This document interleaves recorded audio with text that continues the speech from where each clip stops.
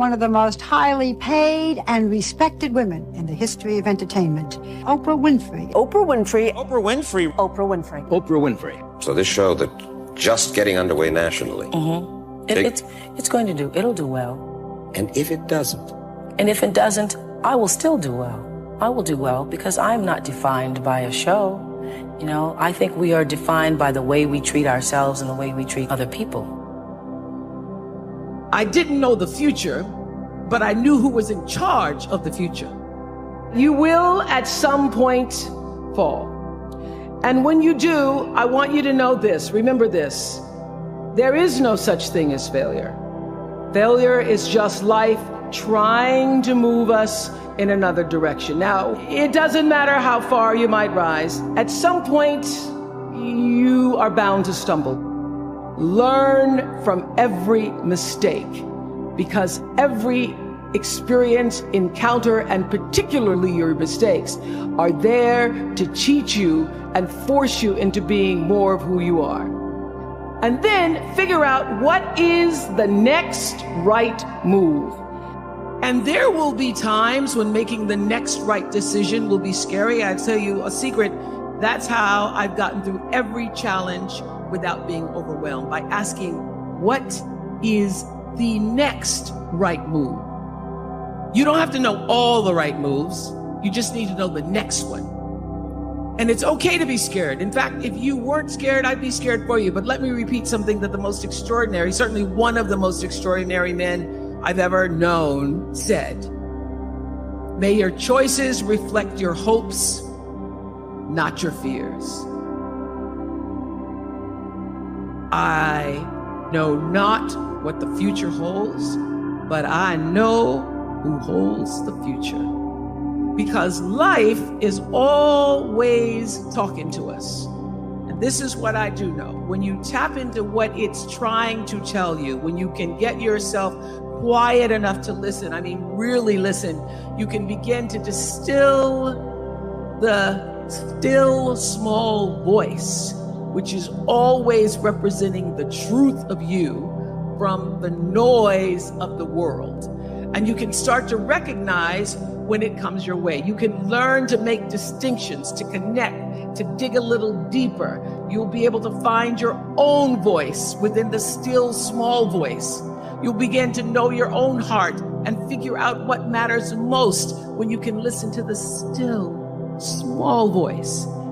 Every right move I've made has come from listening deeply and following that still small voice, aligning myself with its power, with the source of power, so that when I walk into a room just as cool as you please, and the fellas either stand or fall down on their knees and they say, that's a phenomenal woman.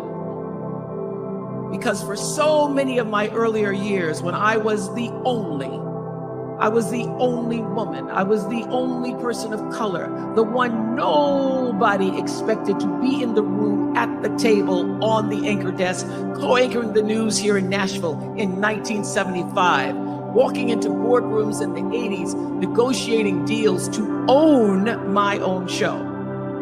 Not just do the show, but to make as much money from it as they were going to make off of me. And at no time did I ever feel out of place or not enough or inadequate or an imposter. Do not let the world make an imposter syndrome out of you. So whether you call it soul or spirit or higher self, intelligence, there is, I know this, there's a light inside each of you, all of us, that illuminates your very human beingness if you let it. And as a young girl from rural Mississippi, I learned long ago that being myself was much easier than pretending to be Barbara Walters.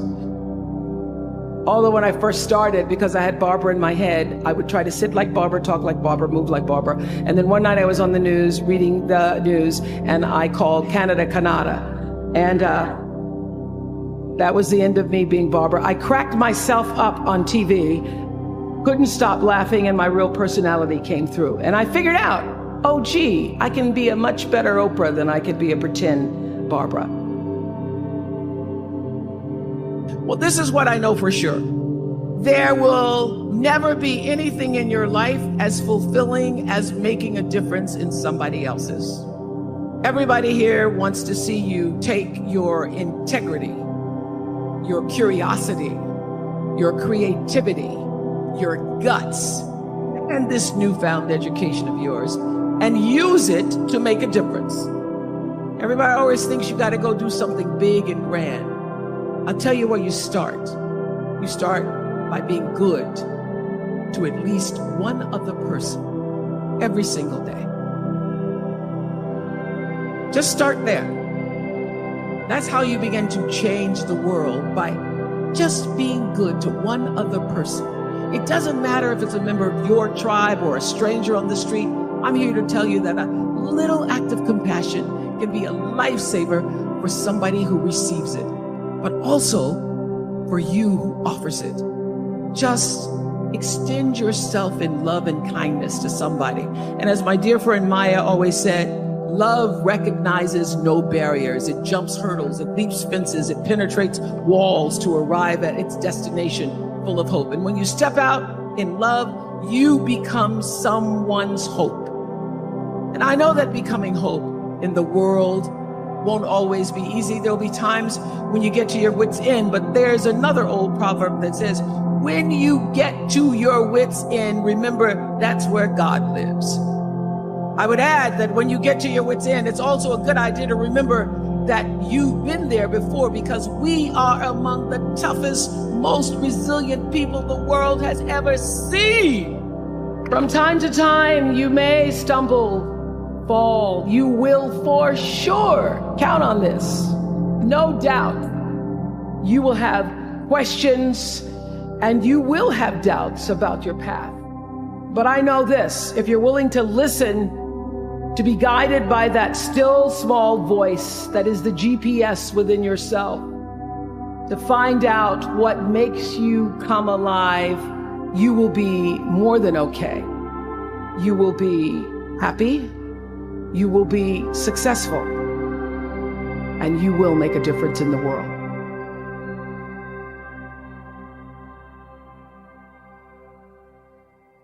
I always understood that there really was no difference between me and the audience. At times I might have had better shoes, but at the core of what really matters, that we are the same. And you know how I know that? Because all of us are seeking the same thing.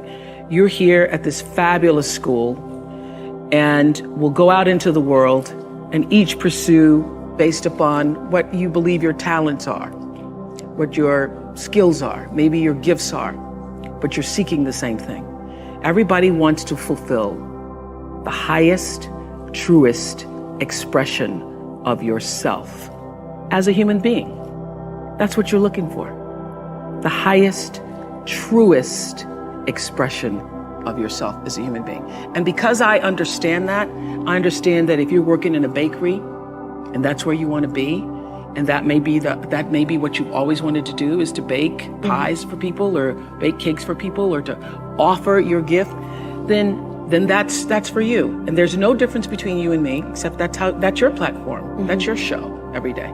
So my understanding of that has allowed me to reach everyone. And there's no way that you wouldn't, because that's what I truly feel. The way through the challenge is to get still and ask yourself, what is the next right move? Not think about, oh, I got all of this stuff. What is the next right move? And then from that space, make the next right move and the next right move. And not to be overwhelmed by it, because you know your life is bigger than that one moment. You know you're not defined by what somebody says is a failure for you, because failure is just there to point you in a different direction. If I leave you with nothing else, just know this for sure. There is not one thing that has ever happened to you, not one experience, not one encounter, not one crisis, not one joyful thing that hasn't happened just to make you better and help you rise.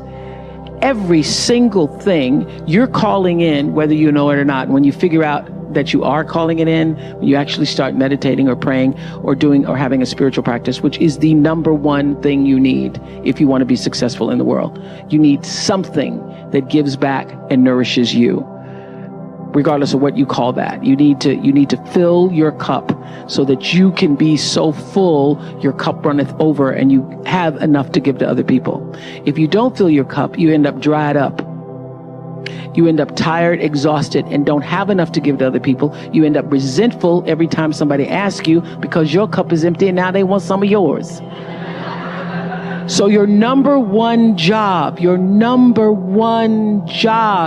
is to fill your cup and make yourself whole. So for me, the foundational base of empowerment, of entrepreneurship, of any kind of engagement, the foundational base of my success, of my well-being, my wholeness, my everything is knowing who I am and where I come from.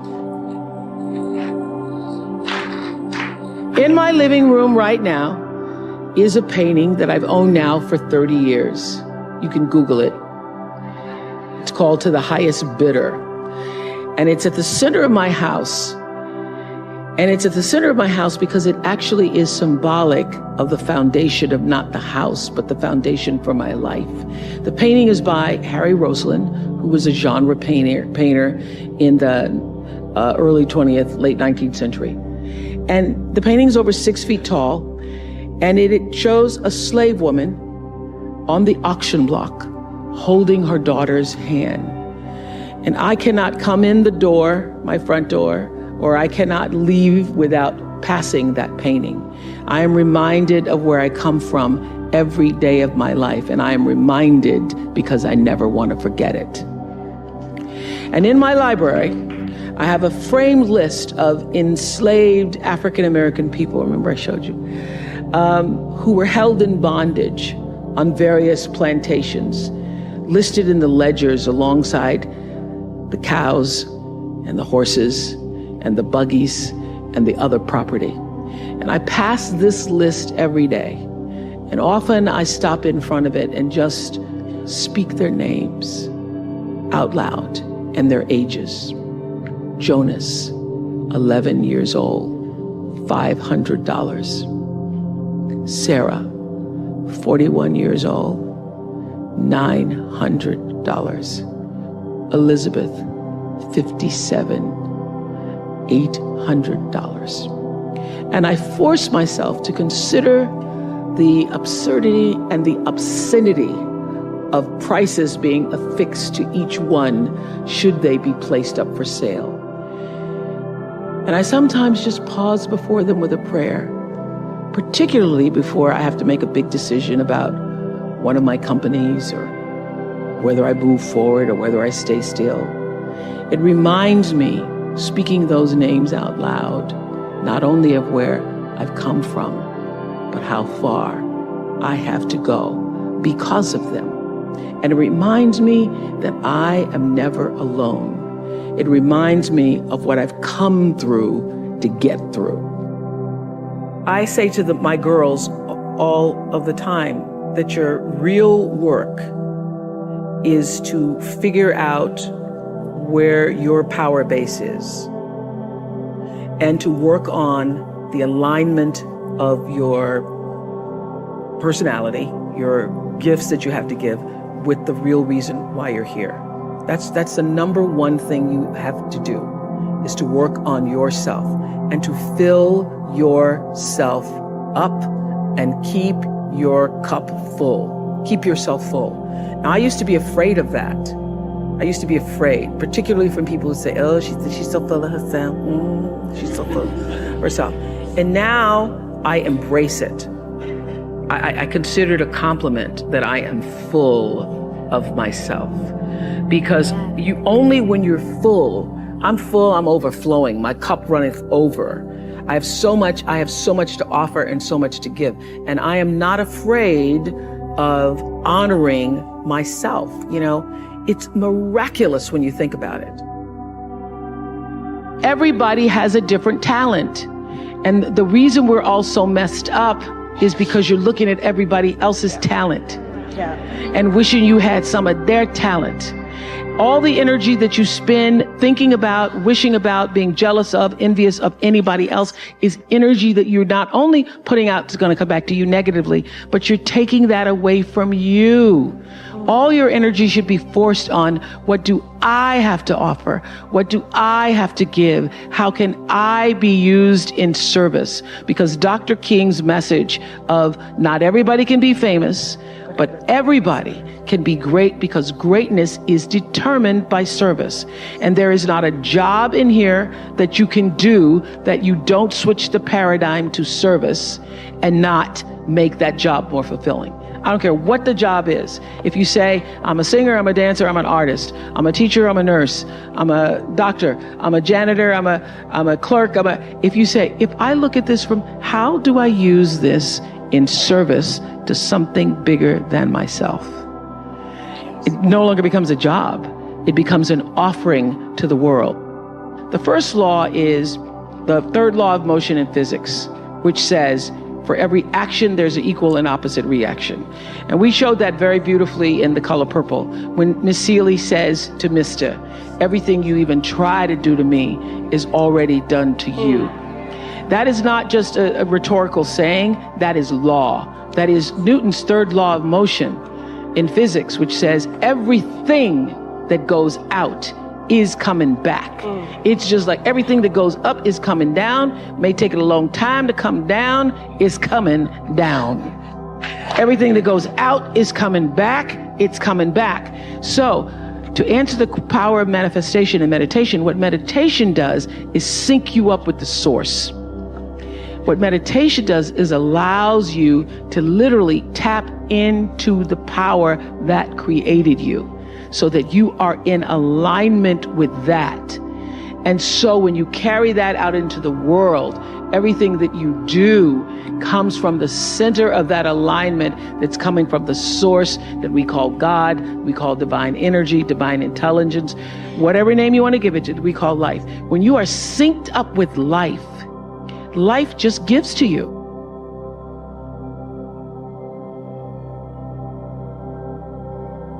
Every single person who ever came on my show, and I hear there's like 37,000 guests I've talked to, a lot of them came from dysfunction and a lot of them wouldn't appear to be teachers, but every one of them had something to say that was meaningful and valuable and that I could use to grow myself into the best of myself, which is what all of our jobs are. Your number one job is to become more of yourself and to grow yourself into the best of yourself. And so I had a lot of great teachers, as we all do. I was doing an Oprah show about a decade ago. One of my greatest teachers was a man named John Diaz. We were doing a show called Would You Survive? And on Tuesday, October 31st in 2000, Singapore Airlines Flight 006, a Boeing 747 from Taipei to Los Angeles, took off with 179 souls aboard. 4 crew and 79 passengers perished in that flight, a total of 83 fatalities. There was a typhoon rolling through at the time, and the plane went down the wrong runway. Now, what's interesting, John Diaz was on that plane, and he had several indications, whispers, that he shouldn't have gotten on the plane, but he did anyway. He got on the plane, and he managed to be one of the survivors. And on the Oprah show, I was asking him, what do you think it was that you were one of the survivors? And I said, do you think it was your position on the plane? Because he was in first class and he was sitting on the right next to an exit door. And he said, yes, I think it might have been the position of the plane. And also my quick thinking, he says, and the fact that I didn't stop moving. So I said, you don't believe, you're not a religious man, you don't believe that there was some kind of divine intervention going on there? He goes, no, I'm not a religious person. I do not believe that it was anything divine. I don't believe that. I did see, he said, as I got knocked back into the plane, that it looked like Dante's Inferno. with people strapped into their seats and just burning. And it seemed a bit to me, as I turned and looked backwards, like there was a light coming out of the tops of their heads. I guess you could call it an aura was leaving their bodies, and some lights were brighter than others. It changed, he said, it changed me. It gave me a new kind of spirituality, in a sense that I now believe somehow, I don't know how, but life continues on somehow through that light. And I thought, I'm not a religious man, but I thought the brightness and dimness of the auras were how one lives one's life, so to speak. So that's one of the major things that really has changed with me since then, he says. I want to live my life so my aura, when it leaves, is one of the brightest ones. I got chills when he said that. How does one lead a meaningful life? Because ultimately, isn't that what we all want?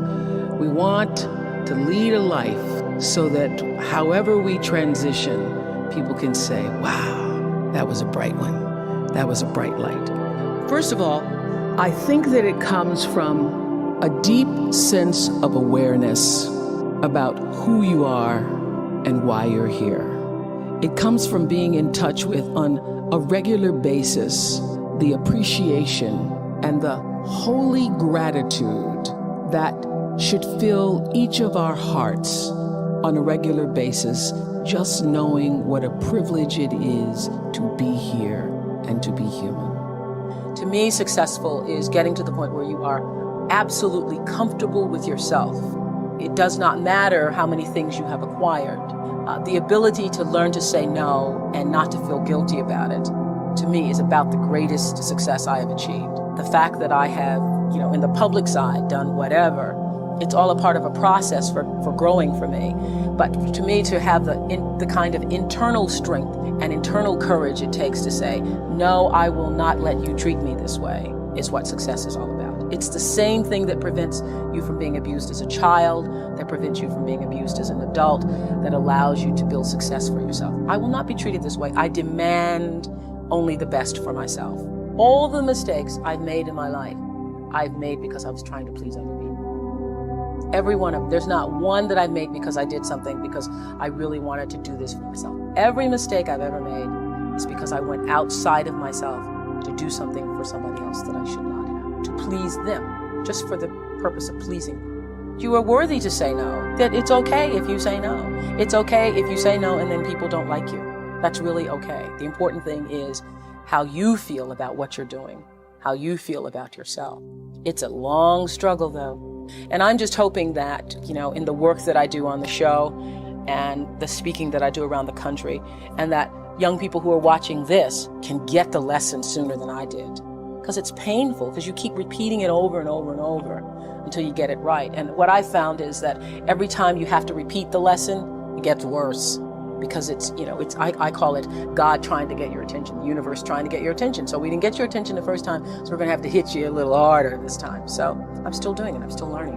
I say many times, the universe is always trying to get your attention. I use universe and God interchangeably. It's trying to get your attention. And sometimes it starts out, any major problem you encounter, it always started out as a whisper. By the time it gets to be a storm, you've had a pebble knock you upside the head, you've had a brick wall, you've had the house to fall down, and before you know it, you're in the eye of the storm. But long before you're in the eye of the storm, you've had many warnings, like little clues. So now my goal in life is to not to have to hit the eye of the storm, is to catch it in a whisper, to get it the first time. And getting it comes from understanding I think the one thing that has allowed me to certainly achieve both material success and spiritual success is the ability to listen to my instinct. I call it my inner voice. It doesn't matter what you call it, nature, instinct, higher power. But the ability to understand the difference between what your heart is saying, what your head is saying. I now always go with the heart. Even when my head is saying, oh, but this is the rational thing, this is really what you should do. I always go with that little feeling. The feeling. I am where I am today because I have allowed myself to listen to my feelings. I feel that luck is preparation meeting opportunity. One of the biggest lessons I've learned recently is that when you don't know what to do, you should do nothing until you figure out what to do. Because a lot of times you feel like you're pressed against the wall and you've got to make a decision. You never have to do anything. No, don't know what to do nothing. I wait. And that has been a big lesson, to be willing to be still with myself and trust myself and my higher power to help me make the right decision and to not feel pressured. See, I think, we create stress for ourselves because you feel like you have to do it. You have to do it. You have to.